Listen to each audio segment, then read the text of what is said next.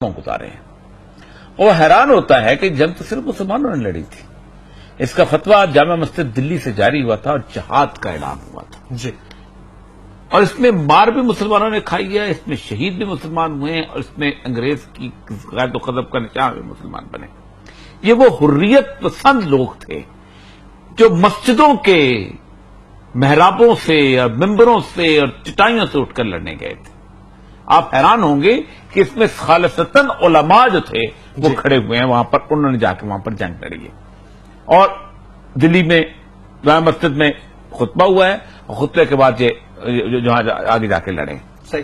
لیکن کمال کی بات یہ ہے کہ اس جنگ کو شکست میں بدلنے والے بھی مسلمان تھے، اور وہ ہمارے غداران قوم تھے کہ جو یہاں سے موجود ہیں. اب میں حیران ہوتا ہوں، اب میں سنتے جاؤں. جی گو اہیڈ. آپ تاریخ اٹھائیے، جی.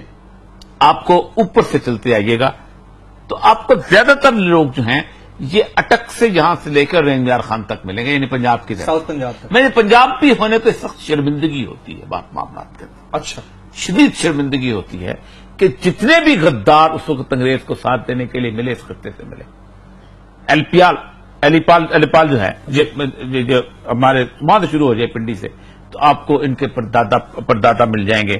اس وقت ہمارے جو وزیر داخلہ ہیں ان کے شوہر نثار صاحب کے. اچھا. وہ مری میں جا کے لوگوں کو، یہ مسلمانوں کو، ان کو، اور 20-20 روپے تاریخ کی بڑی بڑی آرکائیو کی لالچ کیا دیا بڑی بڑی 20 روپے میں؟ نہیں، ان کو کسی کو ریزیڈنٹ مجسٹریٹ بنایا گیا، کسی کو کچھ بنایا. اصل میں ہوا یہ تھا کہ 1849 کے اندر تقریباً 6-7 سال پہلے، 8 سال پہلے پنجاب فتح کر لیا گیا تھا. اور پنجاب میں چونکہ سکھوں کے اوپر وہ عذابات ہے، ان کو رنجیت سنگھ سے فتح کیا تھا، تو مسلمانوں نے پھر انگریز کا ساتھ دیا تھا اس زمانے میں. تو انگریز مسلمانوں کو، جو انگریز نے مسلمانوں کو مختلف قسم کی مراد دی تھی، خاندان بنائے تھے. صحیح. یہ نون، یہ ٹوانے، اس کے بعد یہ چکوال کے لوگ. اچھا چٹھے، ہاں چٹھے بھی جا گئے تھے. لیکن جو لوگ خالصتاً ہو گئے، مطلب چکوال سے لوگ گئے ہیں وہاں پر ریجمنٹ میں. ٹھیک. اس کے بعد ہمارے مشائخ کا بڑا عجیب و غریب کردار رہا. شاہ محمود قریشی صاحب کے جو دادا کے والد تھے میرا خیال ہے شاہ محمود اول، وہ باقاعدہ وہ ایک لشکر لے کے گئے تھے جنہوں نے جا کے مظفر گڑھ میں ان کا مقابلہ کیا تھا. نوابزادہ نصر اللہ خان کے دادا، آج ان کی برسی ہے، کل تھی ان کی نوابزادہ نصر اللہ خان کے دادا وہ ان لوگوں میں سے تھے. اچھا. اس کے بعد آگے آپ آجیے سارے کے دولتانے اور جتنے بھی، میں کیونکہ سیکٹری آرکائیو رہا ہوں تو میں جب ان کی تاریخیں پڑھتا تھا اور میں ان کی دیکھتا تھا کہ کیسے انہوں نے کسی نے 15 روپے پہ مسلمانوں کو مارا ہے، اور کسی نے 90 روپے پہ مارا ہے، تو کسی نے 8 روپے پہ مارا ہے، تو کسی نے 20 روپے پہ مارا ہے. یعنی اتنی تفصیل ہے اس کے اندر کہ جس کی آپ تصور نہیں کر سکتے. ٹھیک. تو یہ وہ لوگ تھے کہ جو یہاں سے چلے تھے. سر یہ وہ لوگ ادھر سے بڑے بڑے نام آپ لے رہے ہیں، ملک کے استحکام کے دعوے دار اور ٹھیکیدار، ان کے بارے میں آپ کہہ رہے ہیں کہ ان کے خون میں غداروں کا خون شامل ہے، تو بہت بڑی بات ہے. میں آپ کو بتاؤں، آپ اٹھائیے تاریخ. جی. انگریز نے مراد دی. آپ کو پاکستان کے اندر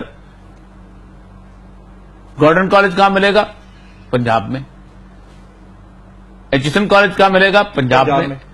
ایف سی کالج کہاں ملے گا؟ پنجاب میں. صحیح بات. ٹھیک ہے.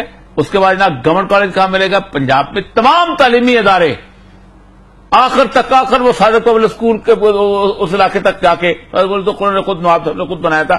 رینجار خان کی اس باؤنڈری سے آگے آپ کو کہیں اگر سندھ میں کوئی ادارہ ملے گا تو سندھ مدرسۃ الاسلام ان لوگوں نے خود بنایا ہوا ہے، خود انہوں نے بلٹ اپ کیے ادارے. بلوچستان کے اندر کوئی اسکول آپ کو نظر نہیں آتا اس طرح کا. اسلامیہ اسکول ملے گا، فلاں ملے گا. ایک وہ کانوینٹ اور گرامر جو انہوں نے چھوٹے چھوٹے اسکول جو اس وقت مشنری اسکول بنائے تھے گورنمنٹ کی طرف سے، اسلام چلے. ایڈورڈ کالج پشاور کے علاوہ آپ کو کچھ نہیں ملے گا. بالکل ٹھیک. جہاں کالج، تو ساری ڈیولپمنٹ بھی انگریز نے یہیں کی. آپ نہریں جو نکلی ہیں وہ اسی علاقے کے اندر نکلی ہیں اور یہیں پر ان کو آباد کیا اور سب کچھ کیا گیا. باقی سارے کا سارا جو علاقہ ہے وہ غلامت براج وغیرہ بعد میں بنے سب کچھ. اور یہ سب یہ لازمی تو نہیں کہ غدار ابن غدار کی اولاد ضروری نہیں. لیکن کیا ہوا؟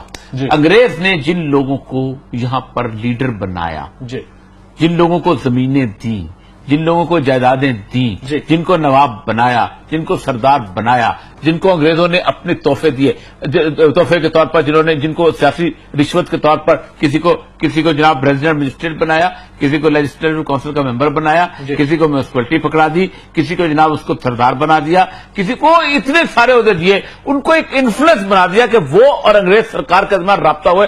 وہ آج تک ان کی قوم لیڈر ہے. صحیح.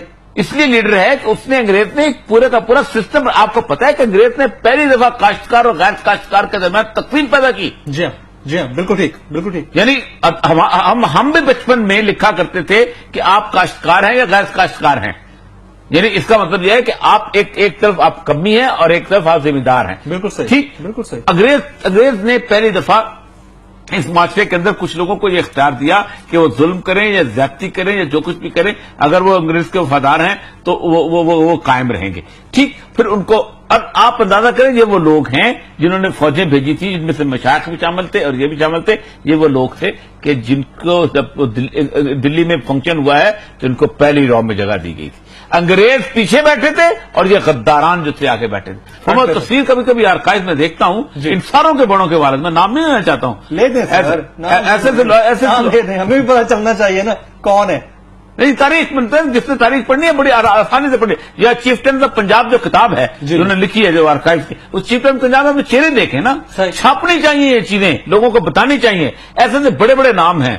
آپ تو حیران ہو جائیں گے. جس سے سیکنڈ میں مجھے کبھی رسالہ اخبار بغاوت ہند سر سید کے پڑھتا ہوں تو میں حیران ہو جاتا ہوں کہ کس طریقے، اور آرکائیو کے ساتھ دیکھتا ہوں تو سر سید صاحب جو تھے وہ تو جنگ آزادی سے پہلے ہی ان کے ساتھ بڑے آرام سے ملے ہوئے تھے. جی ٹھیک. تو اسی طرح یہاں کے ان کے لوگ بھی. مسئلہ سارا یہ ہے کہ ایک آج کیوں پرائم منسٹر صاحب جو ہیں اتنے مروب ہیں؟